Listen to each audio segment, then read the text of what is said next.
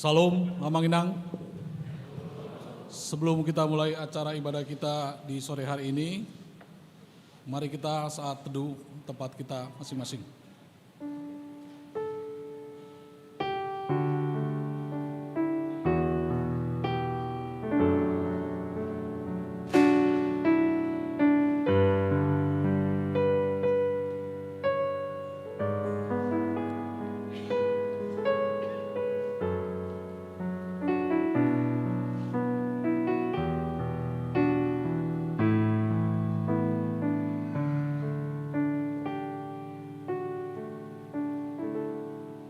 Amin.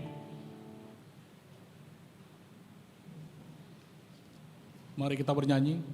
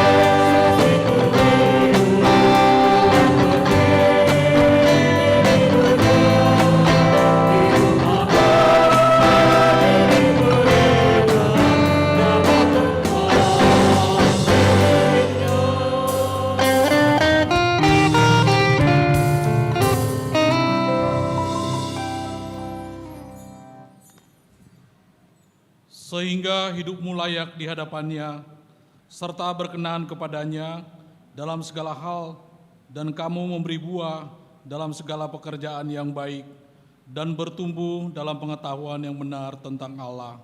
Beribadalah kepada Tuhan dengan sukacita, datanglah kepadanya dengan sorak-sorai. Haleluya.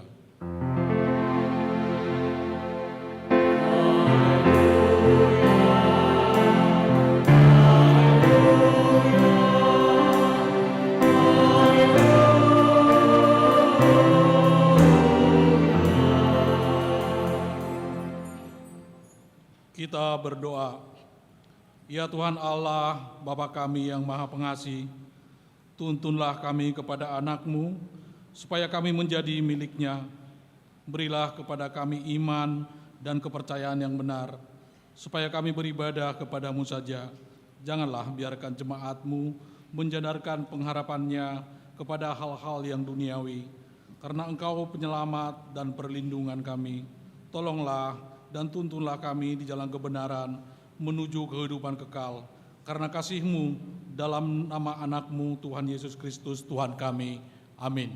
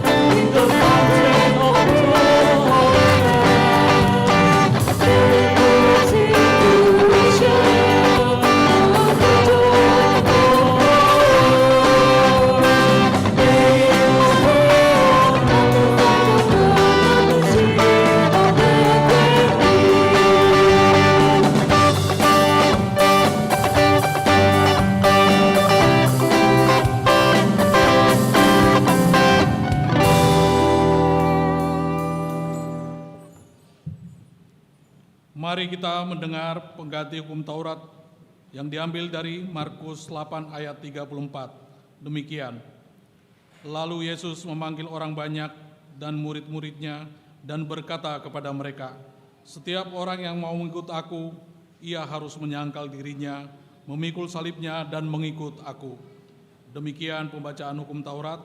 Marilah kita memohon kekuatan dari Tuhan agar kita dikuatkan untuk melakukan yang sesuai dengan hukum-Nya. Ya Tuhan Allah, kuatkanlah kami untuk melakukan yang sesuai dengan hukum-Mu. Amin.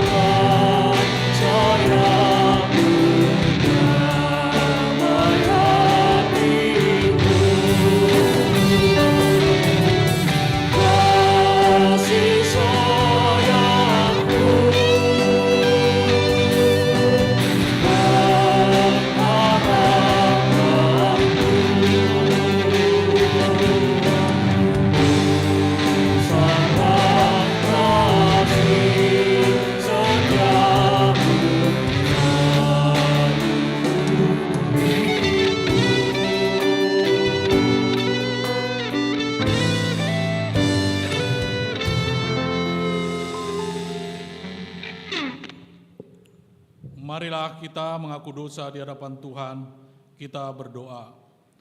Ya Allah Bapa kami yang di surga, Engkau mengampuni dosa kami, orang yang hina dan tercela ini di dalam anak-Mu kesayangan-Mu.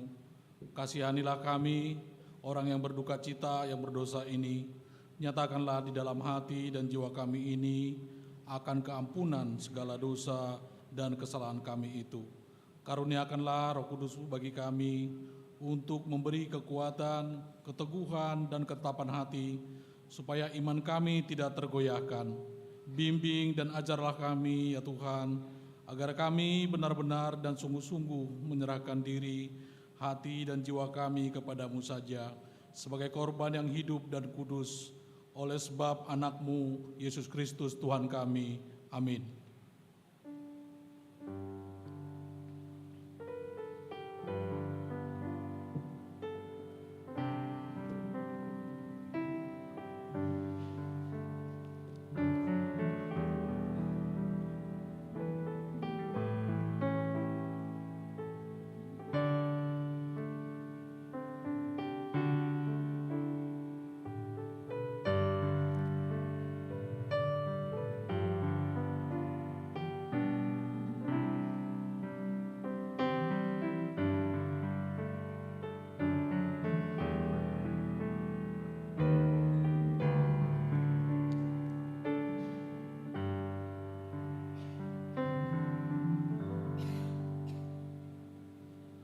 Dengarlah janji Allah tentang pengampunan dosa.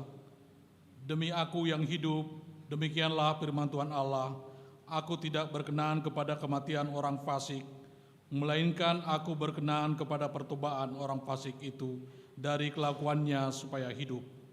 Kemuliaan bagi Allah di tempat yang maha tinggi. Amin.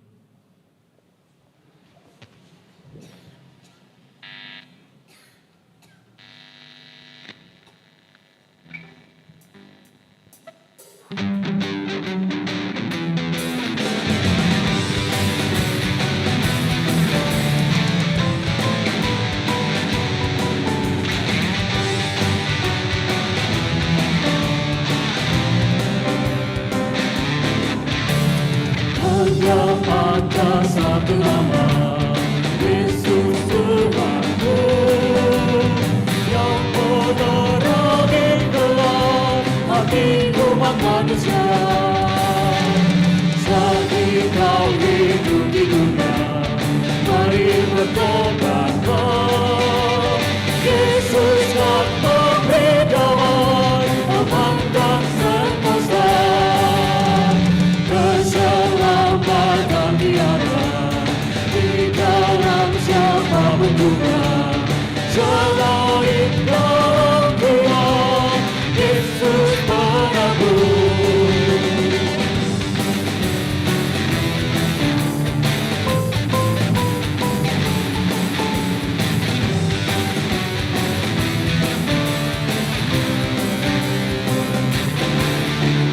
Hanya ada satu nama, Yesus Tuhanku, yang menerangi gelap hati umat manusia. Yang hidup di dunia, mari bertobatlah. Yesus akan memberi damai, aman dan sentosa. Keselamatan tiada di dalam siapapun juga, selain dalam Dia, Yesus penebus.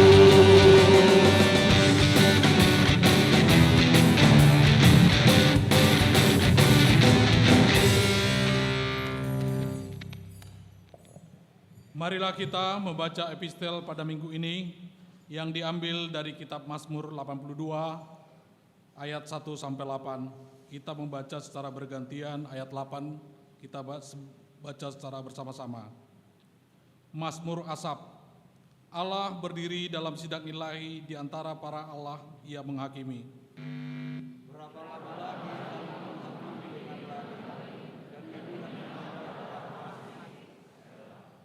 berilah keadilan kepada orang yang lemah dan kepada anak yatim. Belalah hak orang sengsara dan orang yang kekurangan.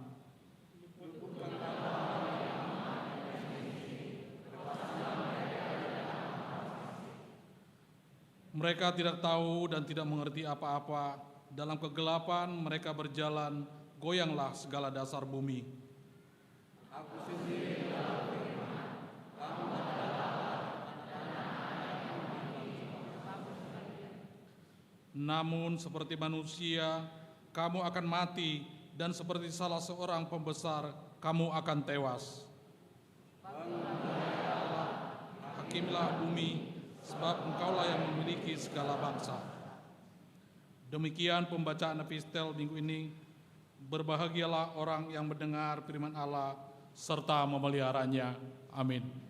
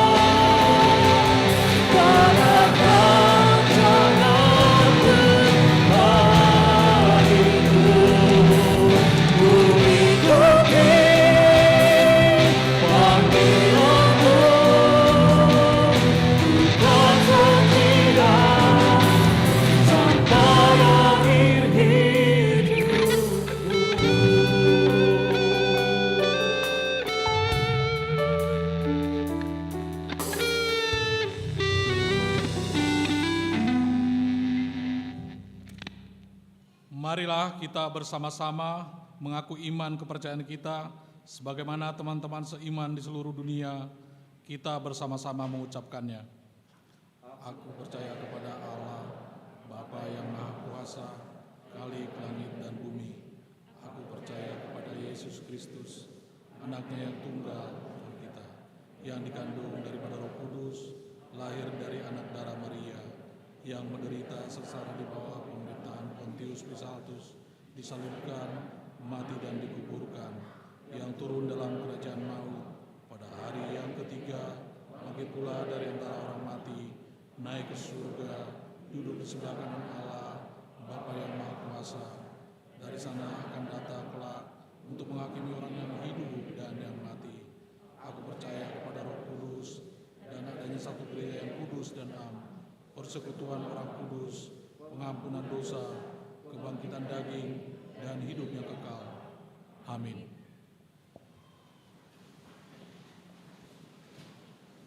Mari kita mendengar pembacaan warta jemaat minggu ini.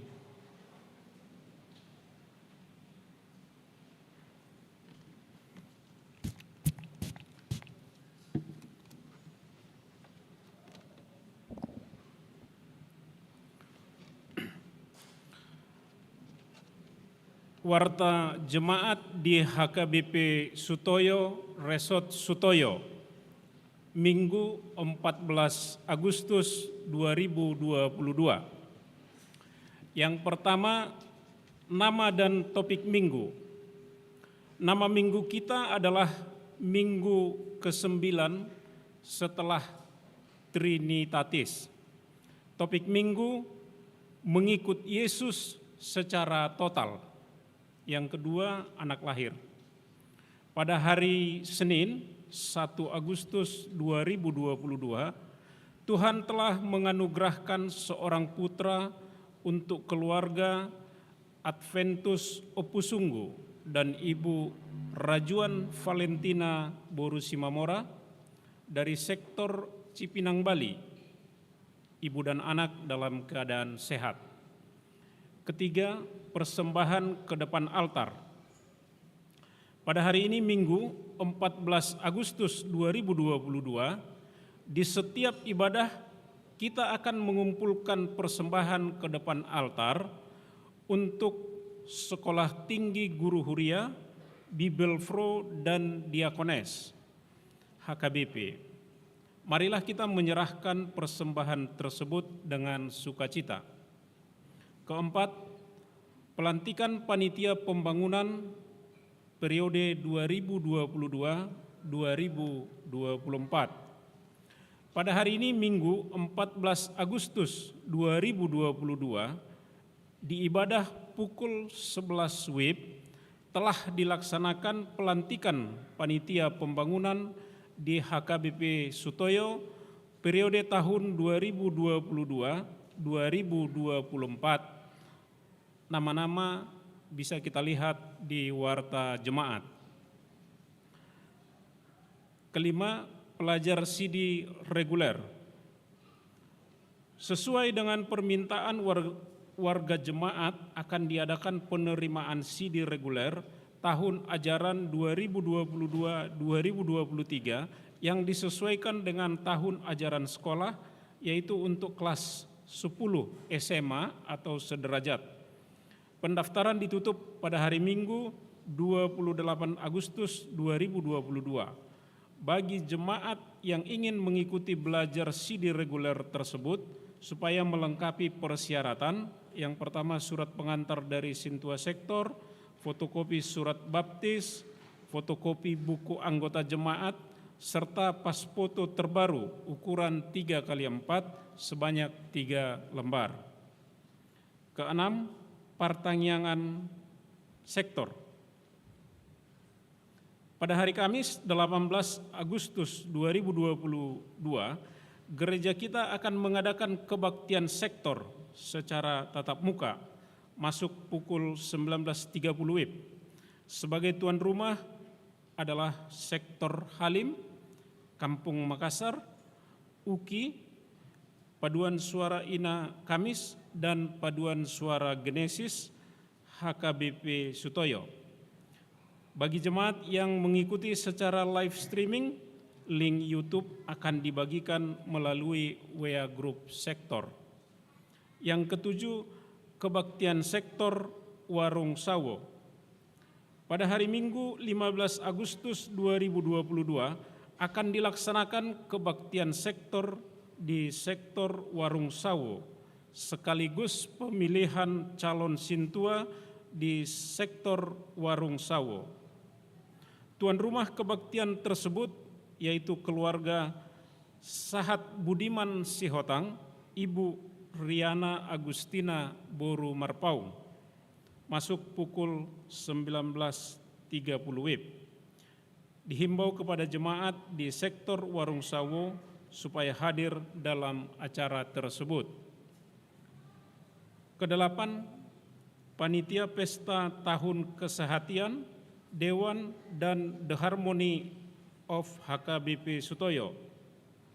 Pada hari Senin 15 Agustus 2022 akan dilaksanakan pertemuan pendeta Dewan Koinonia, Dewan Marturia, Dewan Diakonia, serta Panitia The Harmony of HKBP Sutoyo dan Tahun Kesehatian masuk pukul 19.30 WIB.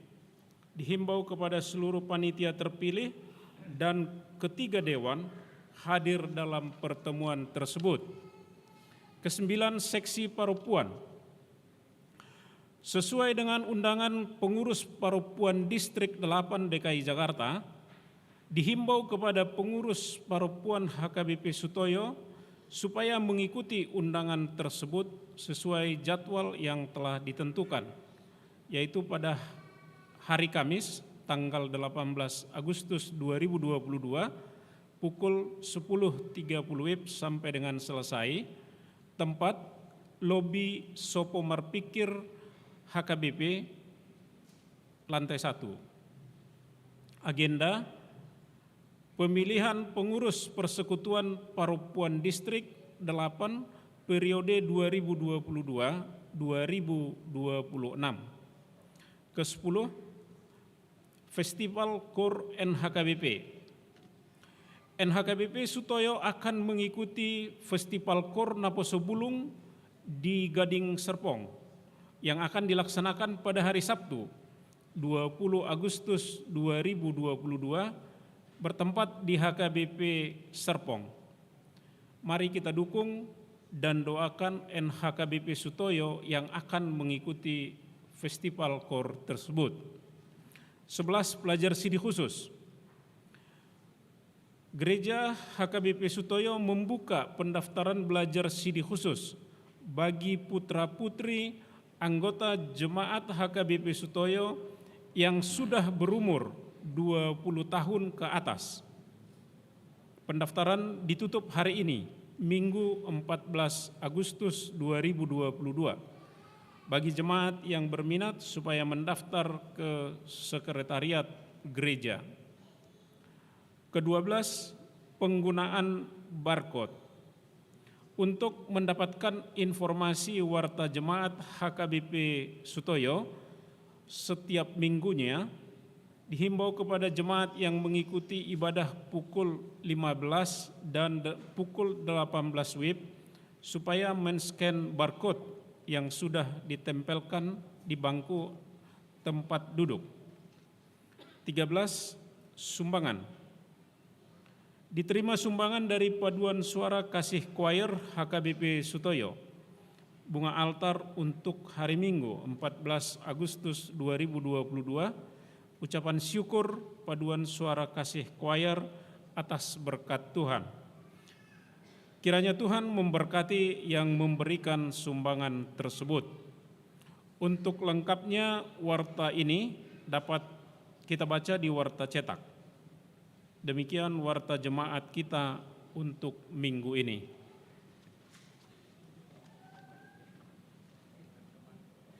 KOR NHKBP.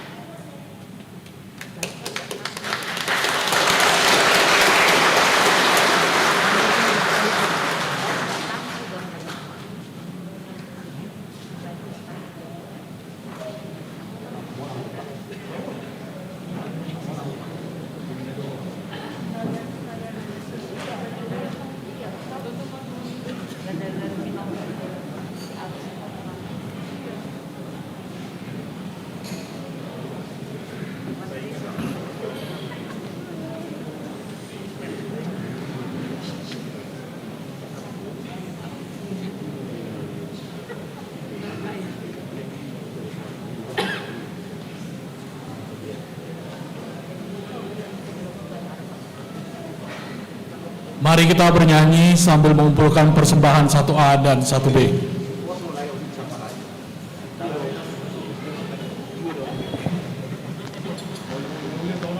Yesus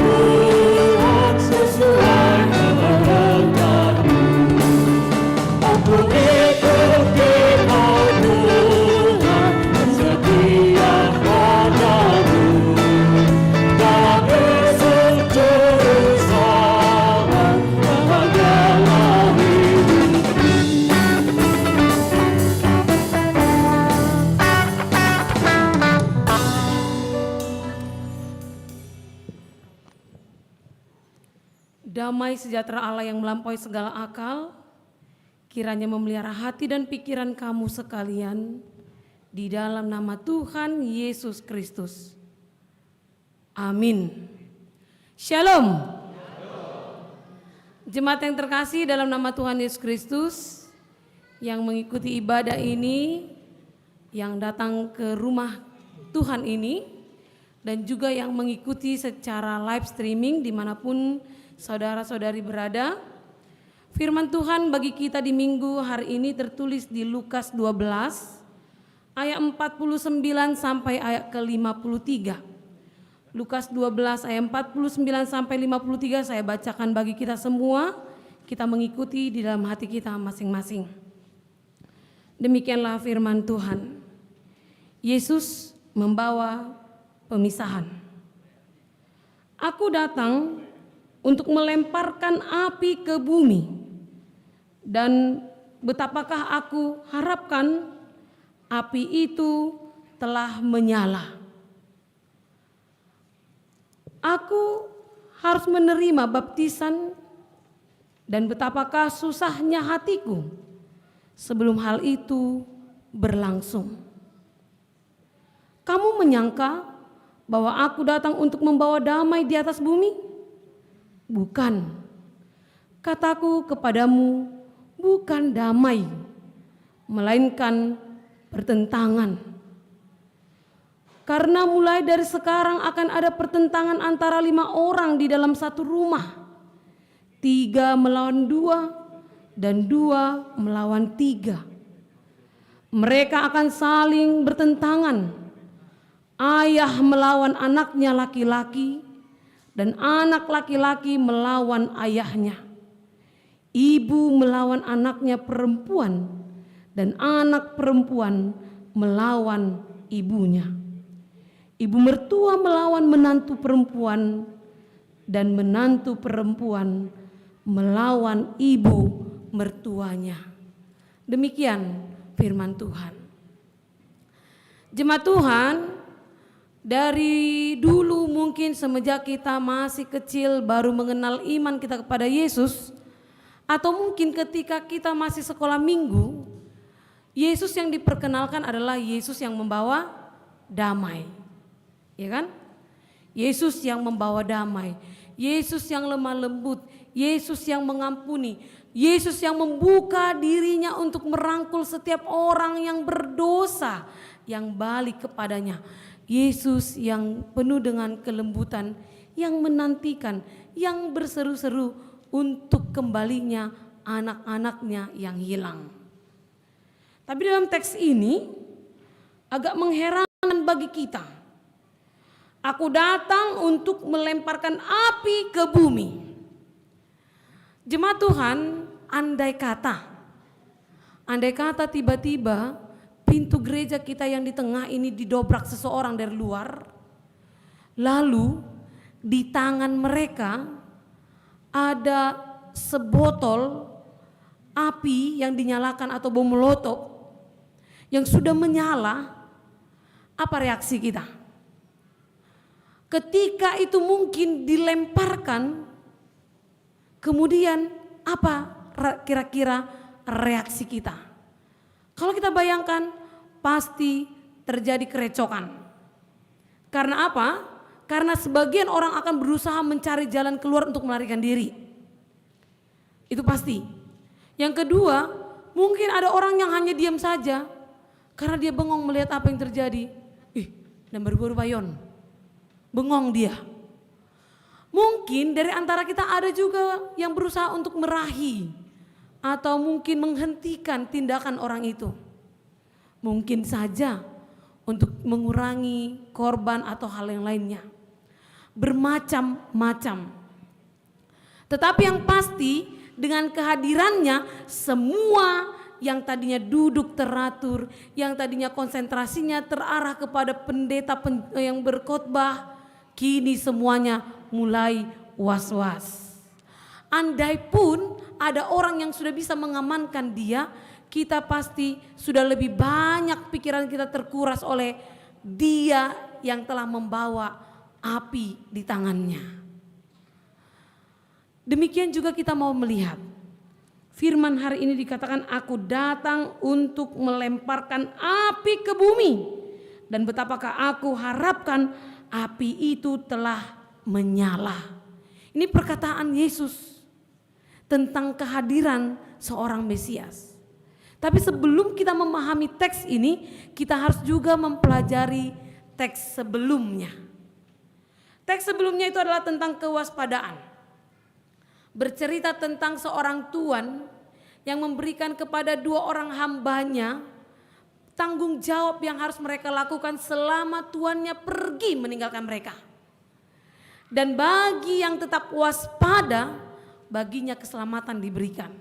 Namun bagi yang lalai, yang tidak melakukan tugas dan tanggung jawab pelayanan yang diembankan kepadanya, baginya hukum Allah berlaku. Oleh karena itu, firman hari ini didasarkan kepada hari di mana setiap orang akan menerima penghakimannya.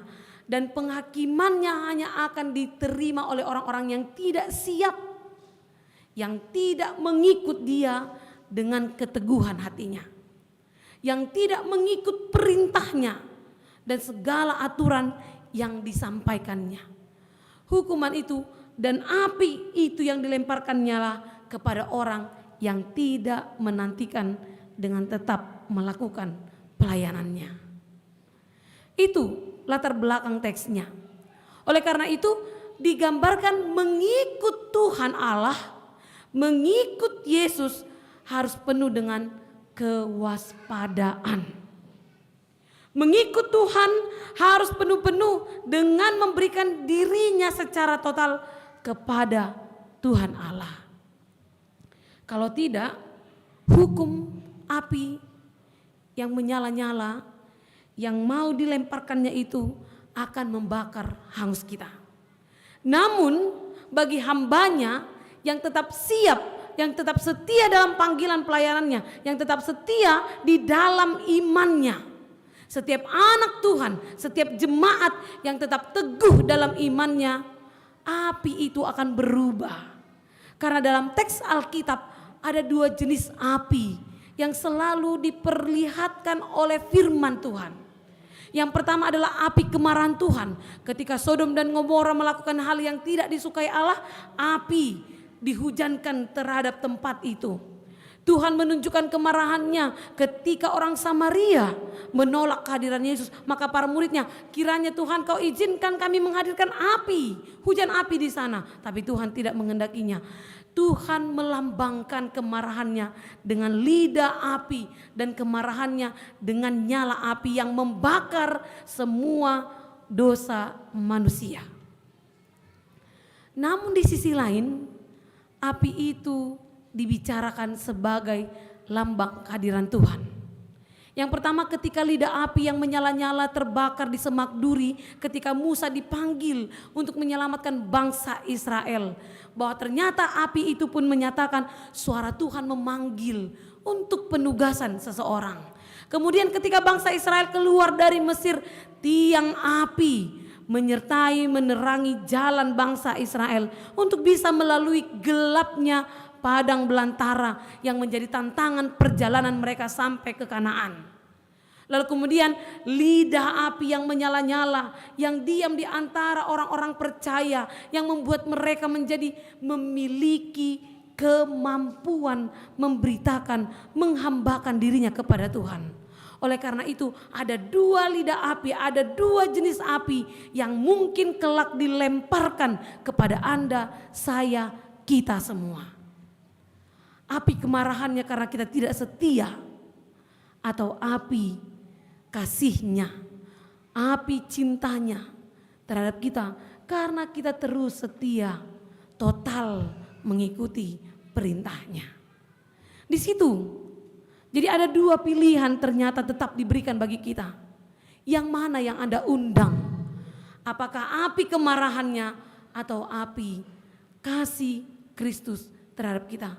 Api penyertaannya seperti tiang api yang menyertai setiap perjalanan hidup kita.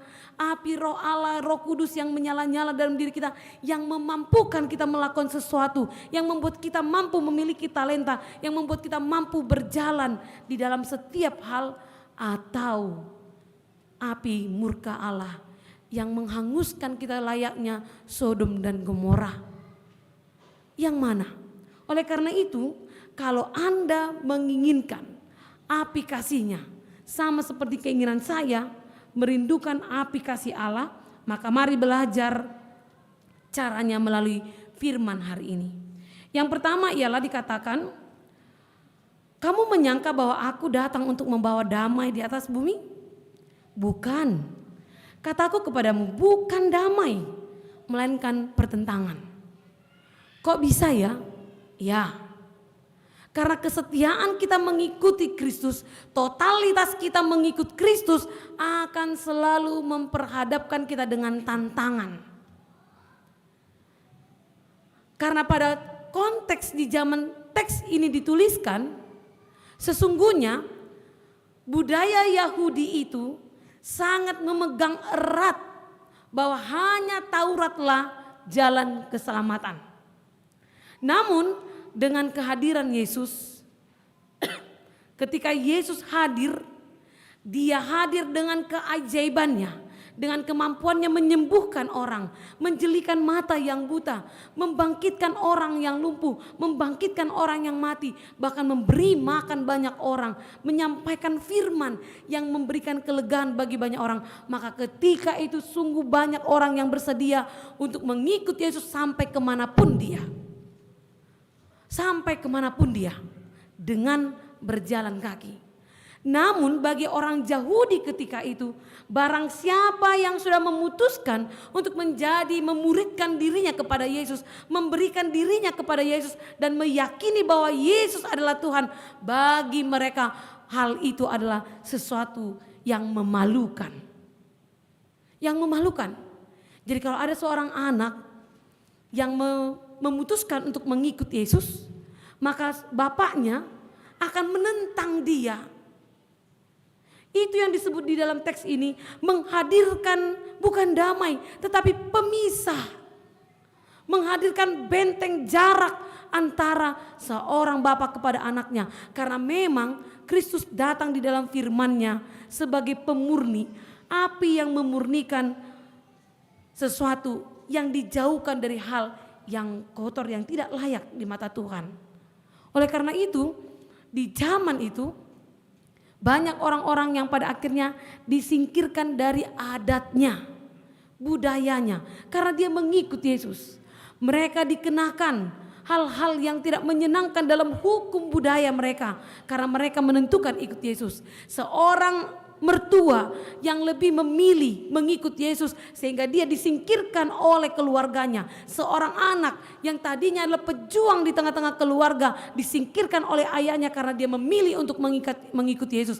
Seorang parumain atau menantu perempuan pada akhirnya dimusuhi oleh mertuanya dikarenakan dia menentukan dirinya untuk mengikut Yesus.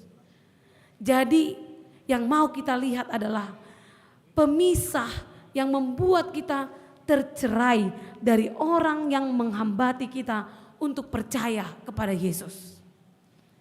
Teks firman ini jangan dipakai ya untuk melegalkan pertengkaran kita di tengah-tengah keluarga.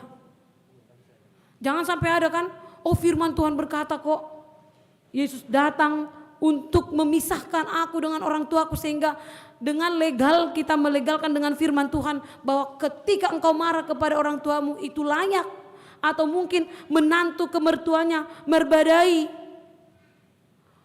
Firman Tuhan kok yang mengatakan demikian? Oh bukan.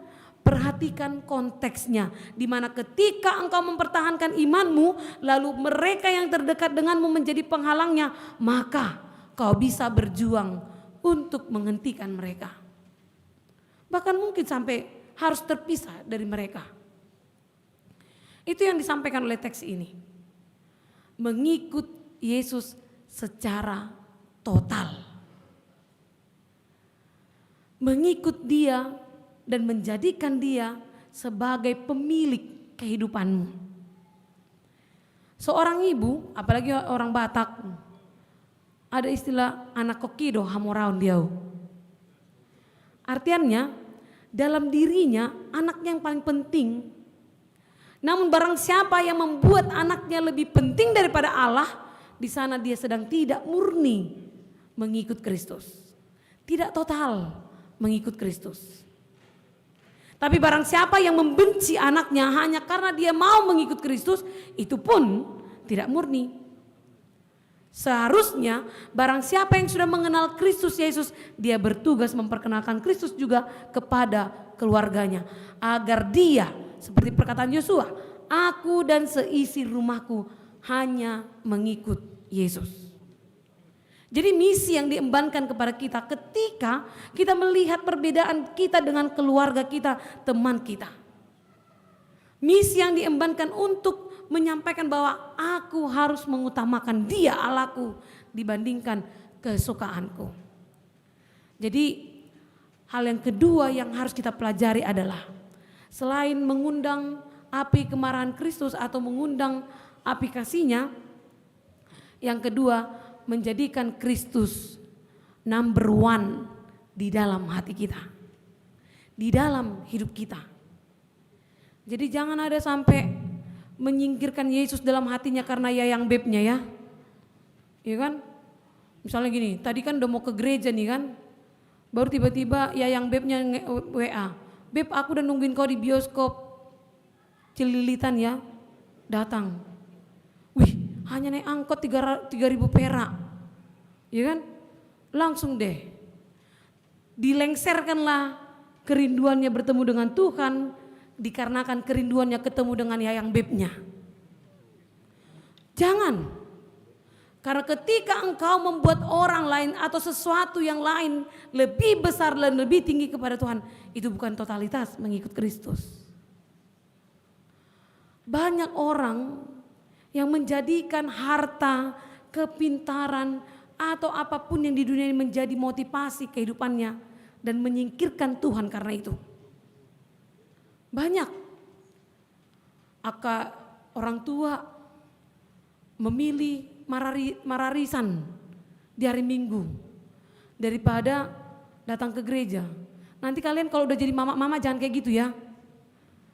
Ya udahlah Eda, kan kalau ke gereja kan masih ada hari Minggu depan. Kalau arisan kan nomor 10-nya hanya sekali ini aja. Jadi oh iya ya. Jangan, karena ketika kita menyingkirkan Tuhan dari diri kita, melengserkan dia bertahta dalam diri kita, ingatlah bahwa sesungguhnya api kemarahan Tuhanlah yang sedang Anda undang dalam kehidupanmu. Jadi mari mengutamakan dia. Lalu yang ketiga, apa yang mau kita pelajari untuk membuat kita menunjukkan dan berusaha untuk total mengikuti Yesus. Yang pertama tadi kita melihat dikatakan karena mulai dari sekarang akan ada pertentangan antara 5 orang terhadap 3 orang. Akan ada pertentangan.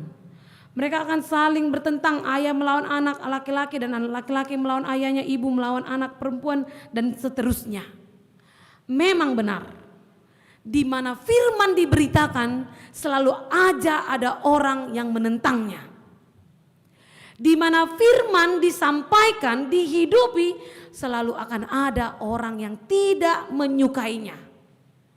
Bahkan sehebat apapun pendeta yang berdiri di mimbar ini, ketika berkhotbah selalu ada jemaatnya yang akan bilang, Inang itu salah, Inang itu cerewet kali. Selalu aja ada orang yang akan menentang firman yang diberitakan. Apalagi kalian. Kalau misalnya kan kenalanlah kalian sama cewek lewat IG gitu kan. Kenalan ketemuan ya, ketemulah kalian. Janjianlah di Starbucks ya kan. Kalian memang keren-keren ya, mahal kali. Ketemu di sana. Hari pertama ya di Starbucks, setelah itu di warung sebelah. Kalau itu kan namanya kesan pertama ya kan. Sesampainya di situ udah ketemu, Semua akan berusaha mempertontonkan kehebatannya, kebaikannya, keluar biasaannya. Dan semua hal itu akan membuat kita terkesan. Lalu ketika ada hal yang buruk, berita yang tentang seseorang, kemudian tiba-tiba kita, kayak gitu ya rupanya. Gak jadilah. Kadang-kadang meskipun kita berusaha menyampaikan yang terbaik pun, kesan terbaik sekalipun, selalu ada sudut mata kita melihat sisi-sisi yang buruk dari orang lain. Sehebat apapun firman dituangkan, ditebarkan, disebarkan oleh siapapun itu, selalu aja ada orang yang berusaha menghambatinya masuk menyerapi jiwa dan raganya. Karena dia selalu mempertentangkan antara firman itu dengan logika berpikirnya. Padahal Allah kita itu adalah Allah yang gak bisa dijangkau oleh pikiran manusia. Kalau dia bisa dijangkau oleh pikiran manusia, dia bukan adalah Allah. Jadi ingatlah, di mana firman itu ditebarkan selalu ada yang menentangnya. Bahkan kalian mungkin ketika kalian berbuat baik sekalipun, mau menghidupi firman, contohnya kalau misalnya kalian mau mengajak seseorang, kita lanjutlah dulu kalau cerita yang tadi yang ke Starbucks, mau minumlah kalian makan roti, lalu bilang, "Dek, kita berdoa dulu," katanya mamu. Berdoa dulu kita, Dek, sebelum makan, katanya si abang Yayang ke adik Yayangnya. Besok-besok pasti tua nih, kena. Masa mau makan roti aja berdoa itu katanya. UNIN aja lah. Gak cocok kita katanya. Hanya karena itu, kadang-kadang memang hal yang baik pun yang kita lakukan juga akan dipandang buruk oleh orang lain. Kau ajak berdoa temanmu, perasaan jago kau, perasaan udah kudus kau. Iya, kayak gak kenal aja kau, udah kenal kau luar dan dalam namuse. Iya, kadang-kadang begitulah. Kalau ketika kita melakukan sesuatu, tapi ingatlah, jangan berhenti. Karena api kasih Tuhan menantikan engkau ketika engkau setia, meskipun engkau menghadapi tantangan, melakukan apa yang difirmankan oleh Tuhan dalam kehidupan kita. Meskipun terkadang mungkin saja orang tua kita atau anak kita, sahabat kita, pacar kita atau siapapun itu yang terdekat dengan kita menjadi hambatan. Orang yang terdekat. Nanti misalnya, "Bang, nanti kalau udah sama teman-temanku ketemu, kalau mau makan jangan ajak berdoa ya." Gak usah lah, sama aku aja lah, hanya aku yang bertahan sama kau, katanya pula. Ya, pasti selalu banyak anak juga yang bergumul tentang bapaknya sendiri, orang tuanya sendiri. Ya udahlah ya nak, hari ini kita pergilah jalan-jalan dulu kita ke Ragunan, kata bapaknya. "Kan Pak, ini hari Minggu," kata anaknya. "Kan hari Minggu masih ada minggu depan. Ragunan siapa tahu tutup minggu depan," katanya. Jadi mereka justru yang menjadi pencobaan dalam kehidupan kita. Banyak seperti itu, orang tuanya adalah orang yang sangat baik di gereja, beribadah, ikut punguan kor, ikut menyumbang dan yang lain-lainnya, aktif di gereja, pelayan di tengah-tengah gereja, tapi anaknya kemana gak tahu kita. Anaknya yang menjadi batu sandungan dalam pelayanannya, selalu menjadi pergumulan doa dari orang tuanya. Dan begitu sebaliknya. Oleh karena itu terkadang orang yang terdekat dengan kita lah yang menjadi pemisah kita daripada Tuhan, kerinduan kita kepada Dia. Oleh karena itu Tuhan Allah Yesus kita mengatakan bahwa Dia datang untuk memisahkan, memurnikan kita dari orang-orang yang sedemikian rupa. Jadi bukan memutuskan hubungan keluarga, bukan memutuskan hubungan kasih antara kita sesama kita, bukan. Tetapi memurnikan hubungan kita dengan sesama kita. Itu tujuan firman ini. Oleh karena itu, yang keempat yang mau kita pelajari, supaya seperti topik minggu, mengikuti Yesus secara total ini nyata dalam kehidupan kita, kita harus tahu dan melihat apa kehendak dan perintah Allah yang harus dilakukan. Dan setiap perintah harus selaras dalam perbuatan. Jadi saya pernah baca nih pengalaman seseorang dituliskan. Jadi Ceritanya begini, ada seorang bapak, kepala desa dia. Terus anaknya 2 tahun. Anaknya 2 tahun dan laki-laki. Jadi istrinya udah bilang, yang berumah tangga ini kita harus kerjasama ya Pak, katanya. Dan karena anak kita laki-laki, setiap dia pengen buang air kecil, maaf dikatakan begitu, kalau setiap dia mau ke toilet buang air kecil, itu tugasmu, mengantarkan katanya. Baru si suaminya setuju aja, gampang pikirnya, yang penting gak disuruh aku manuci naruh anak. Kalau hanya itunya gampang gitu. Nah karena dia kepala desa biasanya kan duduk di depan ya kalau ada rapat-rapat atau yang lain-lain. Dan si anak ini sering ikut. Jadi waktu bapaknya di depan dan duduk dengan pejabat-pejabat yang lainnya, anaknya datang. Ya kita tahu lah bahasanya anak-anak kan, "Pak, aku mau pipis," katanya. Baru bapaknya bilang, "Malu, malu."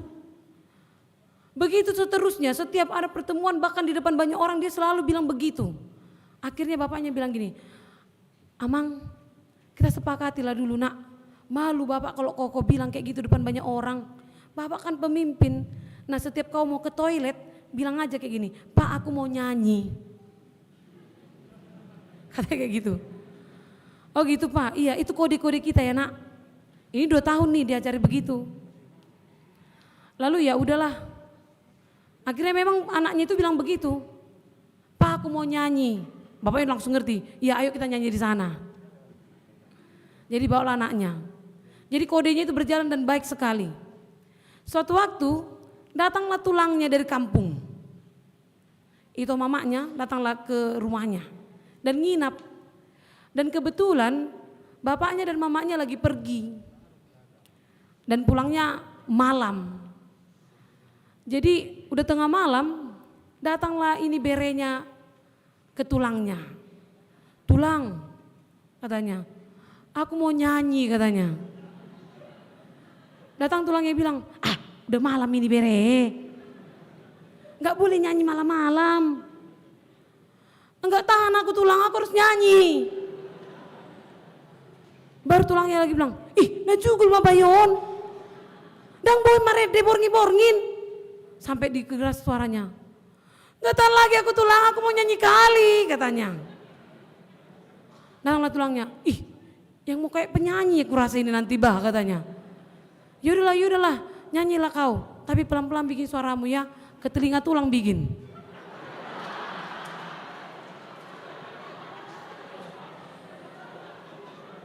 Kira-kira siapa yang salah? Ajaran bapaknya? Atau memang mau menjaga etika anaknya? Mana yang salah kira-kira? Kalian pun pasti bingung kan? Bacugar memang tutu madibayan itu pinggul ni tulang ni amang ya mang. Ke itu si B. Artiannya begini. Firman, perkataan, ajaran harus dinyatakan dengan benar. Supaya perkataan, ajaran, firman itu dilakukan dengan benar. Tepat sasaran dan mendatangkan kedamaian. Bukan mendatangkan kekacauan. Kurasa berenya itu pun bingung, songo dia udah cara kuinaro anak.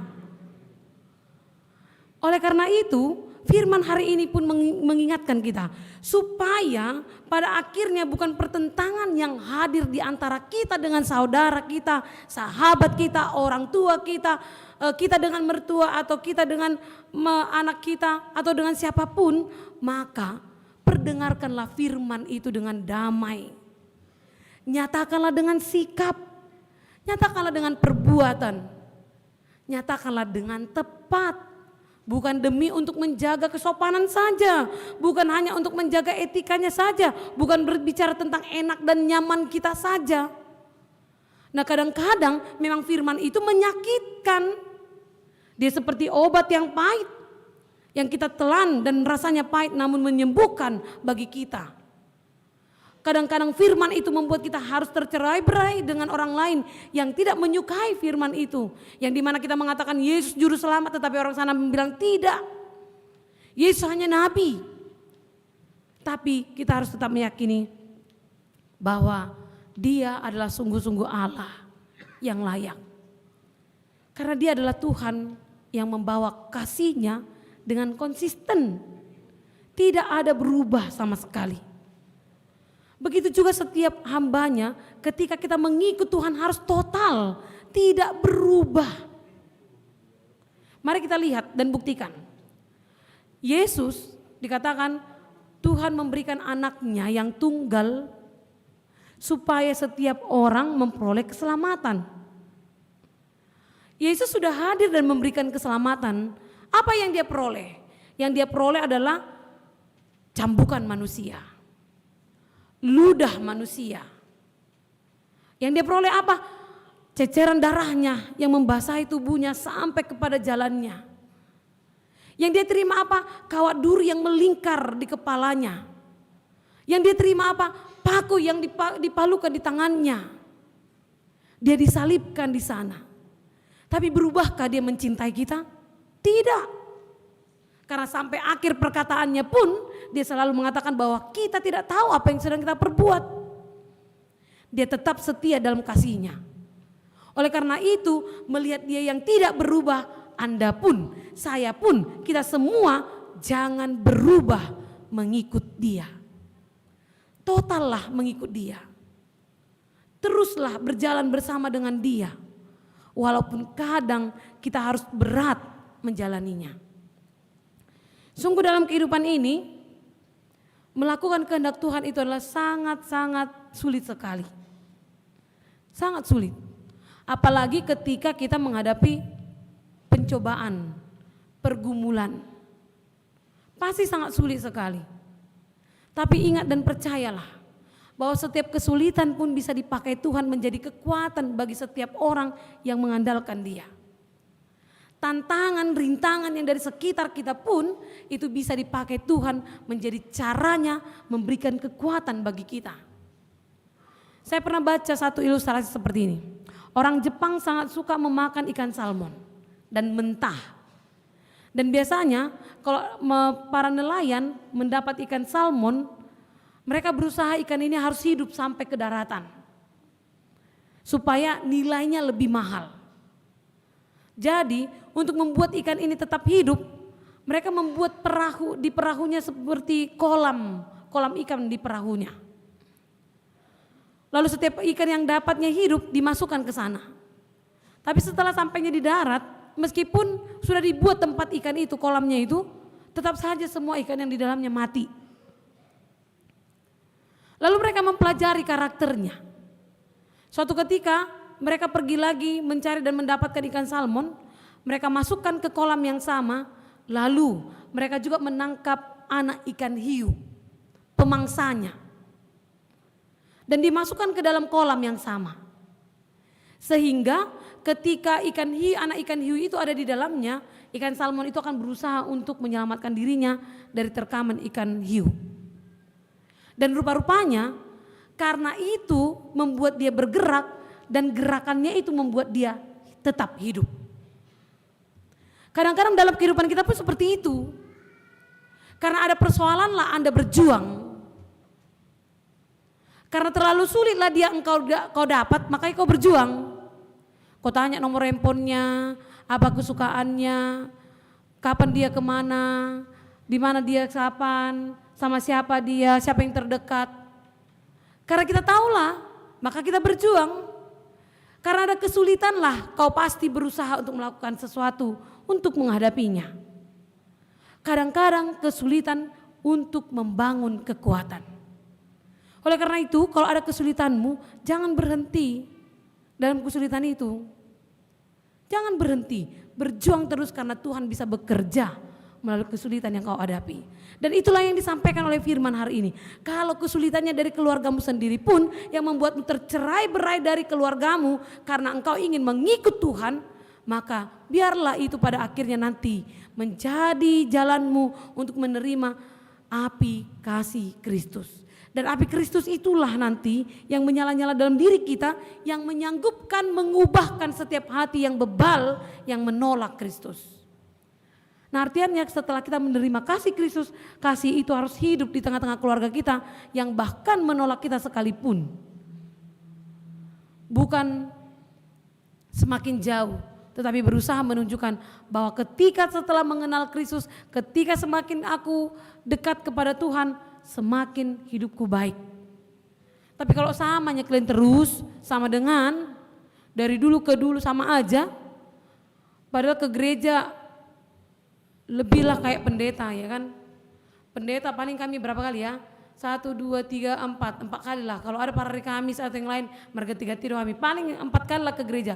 Ini kalian mungkin, apalagi yang kor-kor yang tadi itu perjuangan mereka itu latihan dengan kecerewetan pelatihnya, ya. Mereka itu hampir di gerejain tiap hari. Tapi kadang-kadang mungkin jangan-jangan ada juga kalau di gereja mau terus matematis mau honna. Sudah ke situ pedang isi. Ho nama penduduk di gereja ini nah. Mungkin iya. Tapi mari, itulah yang kita lihat yang membuat kita spontan tadi merasa seperti kayak suara surga turun dari langit, ya kan? Semoga berhasil ya Nang ya Mang ya. Dan kita harus mengakui bahwa ketika kita mendekatkan diri kita kepada Tuhan harus ada yang berubah. Kalau sama aja kita manginang, maka sanggupnya orang lain nanti bilang, ya lama ringga suatu gereja le pangalahum songoni dobe. Jangan hanya rajin ke gerejanya aja tapi tidak menghidupi. Karena orang yang datang kepada Tuhan yang setia mengikut Dia adalah orang yang setia memperbaiki kehidupannya. Jadi setiap mendengarkan firman Tuhan, Anda sedang mendengarkan resep untuk memperbaiki kehidupan kita. Setiap mendengarkan firman Tuhan, kalian sedang memetik firman Allah untuk menjadi firman yang hidup dalam kehidupan kita. Itu tujuannya kenapa kita harus ada di sini.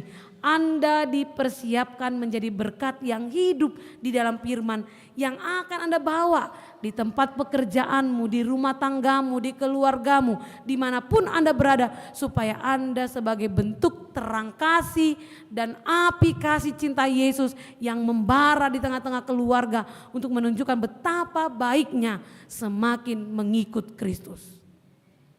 Jangan sama aja. Kau kenal dan tidak kenal Kristus sama aja, jangan. Tapi ikonadong do parbuenya, harus ada buah dari mengikut Kristus. Dan yang terakhir sekali, mengikut Yesus memikul salib. Dan salib yang kita pikul menjadi jalan keselamatan. Setiap orang yang setia memikul salibnya, dia pasti akan memperoleh keselamatannya. Dan barang siapa yang terus total mengikut Kristus, baik hidupnya, perkataannya, perbuatannya, pelayanannya, persembahannya, kelakuannya di pekerjaan, di rumah, dimanapun berada, di sekolah atau apapun, melambangkan dia adalah pengikut Kristus, maka surga itu menjadi milik kita. Karena setiap pengikut Kristus, kita pasti akan didudukan bersama dengan dia di dalam kesukaan yang baka itu. Jadi oleh karena itu, jemaat yang terkasih dalam nama Tuhan Yesus Kristus, teruslah mengikut Dia. Beritakan dan hayatilah firman itu dengan benar dan tepat. Katakan dengan benar walaupun terkadang menyakitkan dan tidak enak dengan orang lain. Lakukanlah dengan tepat kepada setiap siapapun. Dan percayalah, pengikut Kristus akan selalu ditempatkan di sisi Tuhan. Setiap pengikut Kristus pasti disanggupkan menghadapi persoalan-persoalan hidupnya. Pengikut Kristus pasti disanggupkan Tuhan menghadapi setiap tantangan kehidupan yang masih belum kita tahu apa yang akan terjadi ke depan sana. Dan yakinlah, Anda tidak berjalan sendiri. Karena setiap orang yang mengikut Kristus, Tuhan pun ada di dalamnya. Tuhan pun menyertainya. Dan tidak ada hal yang memisahkan kita dari Tuhan. Jangan lengserkan dia dari hatimu, dari imanmu. Jangan lengserkan dia menjadi yang terutama dalam kehidupanmu dikarenakan dunia ini. Tapi teruslah setia menjadikan dia yang utama dalam kehidupan ini. Agar kelak kau, kita semua, saya menjadi bagian dari kerajaan Tuhan. Amin, kita berdoa. Terima kasih ya Tuhan Allah Bapa yang maha baik. Dari awal hingga akhir Engkau adalah Allah yang menghadirkan kedamaian. Namun kami harus terpisah dan dimurnikan dari orang-orang yang membenci Engkau Tuhan, yang membenci iman kami kepadamu. Entah dia keluarga kami, teman terdekat kami, atau siapapun yang ada di sekitar kami.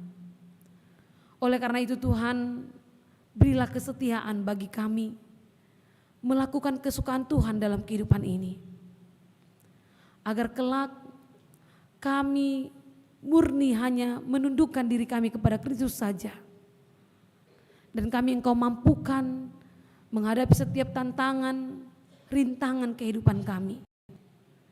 Biarlah Engkau saja Tuhan yang menjadi Allah yang bertata dalam jiwa, roh dan tubuh kami, sehingga perbuatan, perkataan, keinginan kami semua dilandaskan kepada kepercayaan kami kepada Kristus Yesus saja. Tuhan, kalau selama ini kami hanya hidup dengan mengandalkan dunia ini, hari ini kami mau bersama dengan Tuhan, supaya api kasih-Mu lah yang kami terima dalam kehidupan kami. Dan api kasih-Mu itu jugalah yang akan kami bawa dalam kehidupan kami, di tengah-tengah keluarga kami, di pekerjaan, di sekolah, atau dimanapun kami berada. Maka sanggupkanlah kami Tuhan untuk menjadi hamba yang setia hanya kepadamu. Sanggupkan kami Tuhan untuk menghadapi setiap rintangan iman kami yang harus kami hadapi dari orang-orang yang membenci iman kami yang kepadamu. Biarlah Tuhan firman-Mu terus bertumbuh dalam kehidupan kami pribadi lepas pribadi, dan berbuah di dalam kelakuan, perbuatan dan pelayanan kami. Kami juga berdoa untuk gereja-Mu Tuhan. Berkatilah gereja-Mu ini menjadi tempat kami terus mendengarkan suara Tuhan dikumandangkan, agar kami semakin kuat untuk mengikut Kristus secara total di dalam kehidupan kami ini. Engkau yang memberkati setiap program, para pelayan, atau apapun yang terjadi di tengah-tengah gereja ini. Biarlah semuanya itu menjadi cara Tuhan memberkati kami, agar kerajaan-Mu mampu kami dirikan melalui mezbah-Mu ini. Kami juga berdoa untuk negara kami, bangsa kami, yang mungkin di sekitar kami banyak kejahatan yang terjadi, banyak hal-hal yang kami tidak ketahui Tuhan, tetapi Engkau adalah Allah yang Maha Tahu. Kami mau menyerahkan negara bangsa kami ini hanya kepadamu Tuhan, agar Engkau memurnikan kami untuk bisa tinggal di tengah-tengah keberbedaan kami, kepelbagaian kami dengan sesama kami, bahkan dengan orang-orang yang berbeda keyakinan dengan kami. Dan kami berdoa untuk para pemimpin-pemimpin bangsa kami. Kiranya Tuhan kiranya memakai mereka untuk mendirikan perdamaian di tengah-tengah bangsa kami, agar kami bisa nyaman dan tenang tinggal di tempat ini, di tempat kami masing-masing, tanpa khawatir akan keberagaman kami. Tuhan, kami juga berdoa untuk setiap umat-Mu yang hadir di gereja ini dan yang juga mengikuti secara live streaming. Berkatilah mereka Tuhan, lindungi mereka, lihat seruan hati dan doa permohonan mereka. Jawablah mereka dengan cara-Mu, dan ajarlah kami juga untuk memahami jawaban doa kami. Agar kelak Tuhan, sukacita yang abadi itu menjadi bagian dalam kehidupan kami masing-masing. Terima kasih ya Allah Bapa. Ampuni dosa-dosa kami, agar kami layak menjadi anak-anak Tuhan, menjadi pembawa firman Tuhan yang menerima terang api kasih Kristus dalam kehidupan kami pribadi lepas pribadi. Di dalam nama-Mu yang kudus kami berdoa. Amin.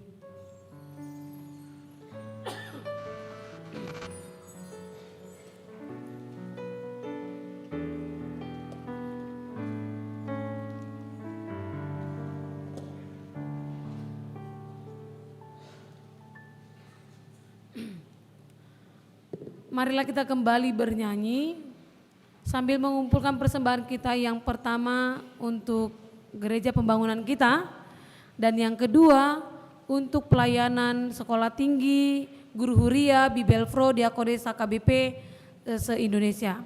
Kita bernyanyi.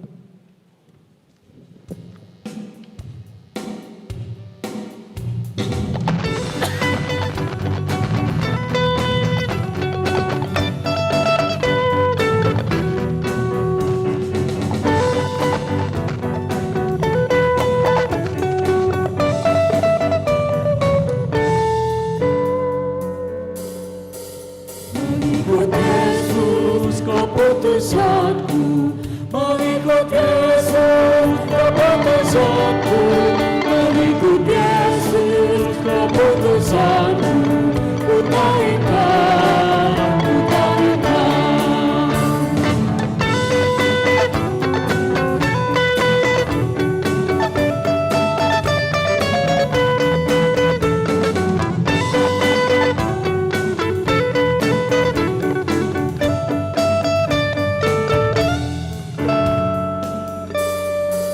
Walau sendiri ku ikut Yesus, walau sendiri ku ikut Yesus, walau sendiri ku ikut Yesus, ku taikkan, ku taikkan.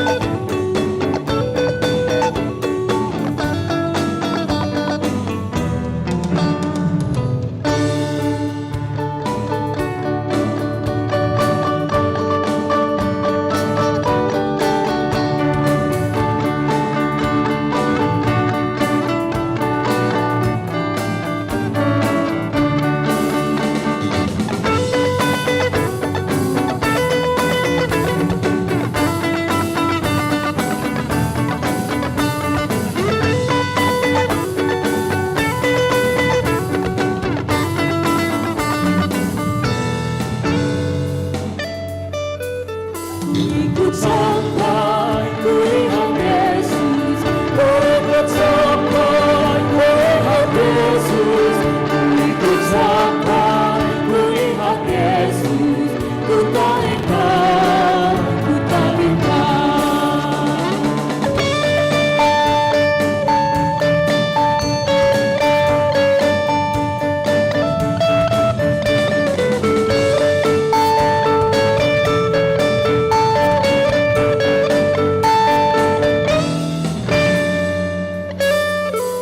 Lord, and go with me, still I will follow.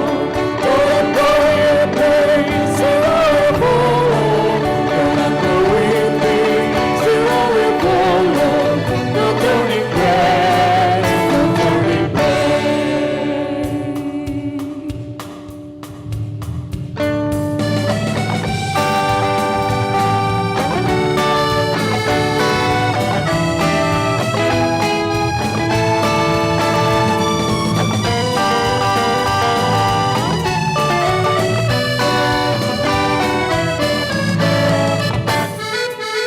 Ku ikut Yesus keputusanku, mengikut Yesus keputusanku, mengikut Yesus keputusanku, ku taikkan, ku taikkan.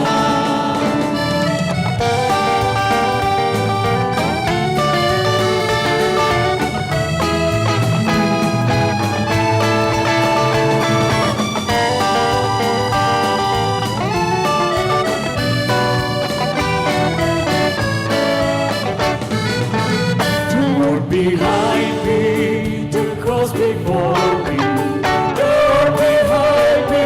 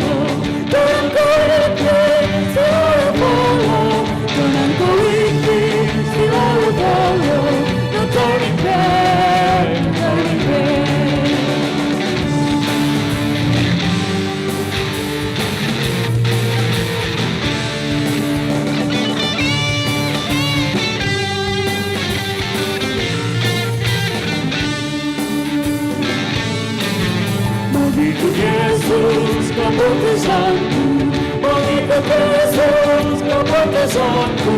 Mengikut Yesus, keputusanku. Ku tak ingkar, ku tak ingkar. Jemaat kami undang untuk berdiri.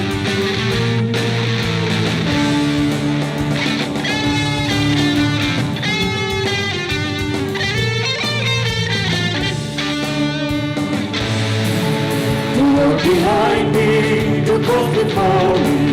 The world behind me, the cross before me. The world behind me, the cross before me. No turning back, no turning back.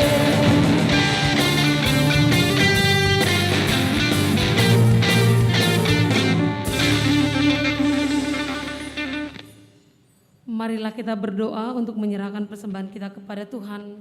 Kita berdoa. Ya Allah Bapa kami yang di surga, kami mengaku bahwa Tuhan adalah sumber dari segala karunia yang melimpah dalam kehidupan kami masing-masing. Sebagian daripada karunia itu kami serahkan kembali sebagai persembahan kepada Tuhan. Terimalah dan berkatilah persembahan umat-Mu ini, agar dapat kami pergunakan untuk pekerjaan dan pelayanan kerajaan Tuhan di dunia ini. Bukalah hati kami untuk mengenal betapa banyak berkat dan karunia yang kami peroleh dari Tuhan, supaya kami senantiasa bersyukur kepadamu di dalam nama Yesus Kristus Tuhan kami. Amin.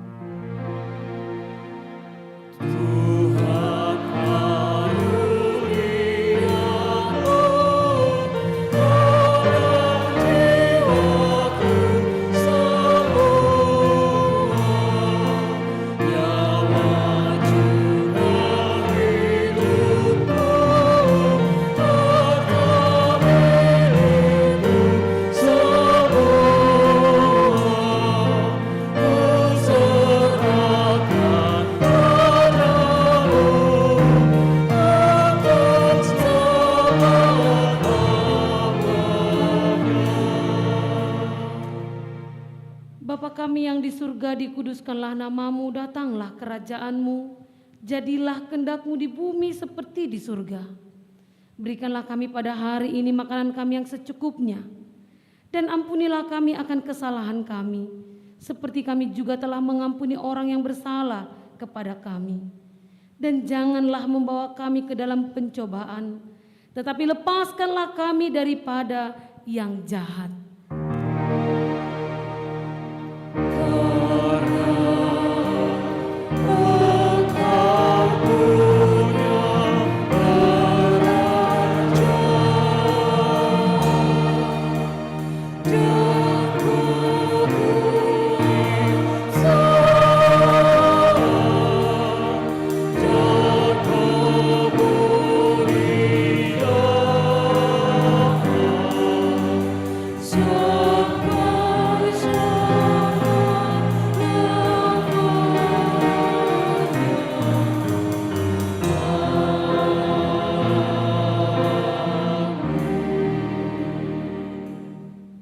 Pulanglah dengan sejahtera dan terimalah berkat Tuhan.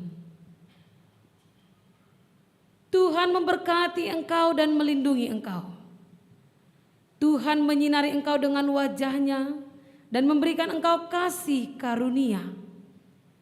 Tuhan menghadapkan wajah-Nya kepadamu dan memberikan engkau damai sejahtera. Amin.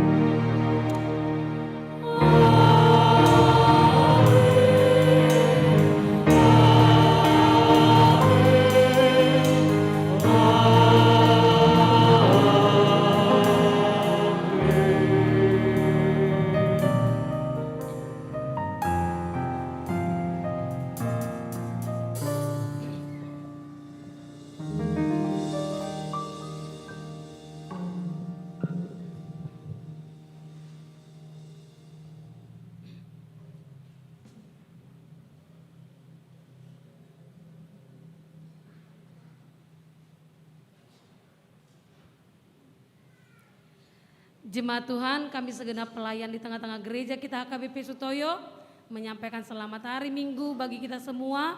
Tetaplah setia mengikut Tuhan, tetaplah setia merindukan firman-Nya, dan kita bertemu lagi di minggu yang akan datang. Shalom.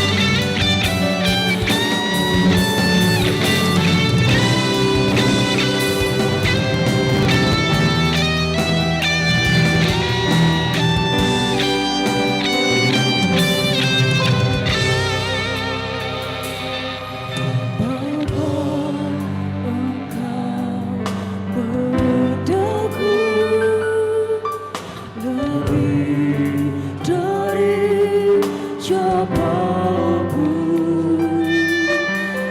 Kau tahu ceritaku dan isi hatiku. Tak peduli masa lalu, Engkau tetap memilihku.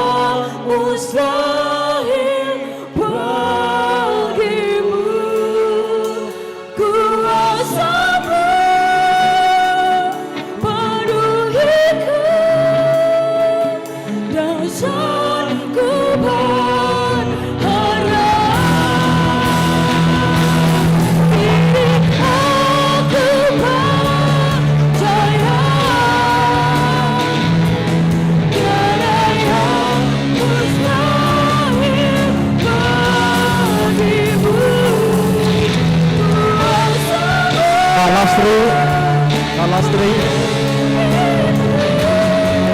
Mbak Lastri, Lastri.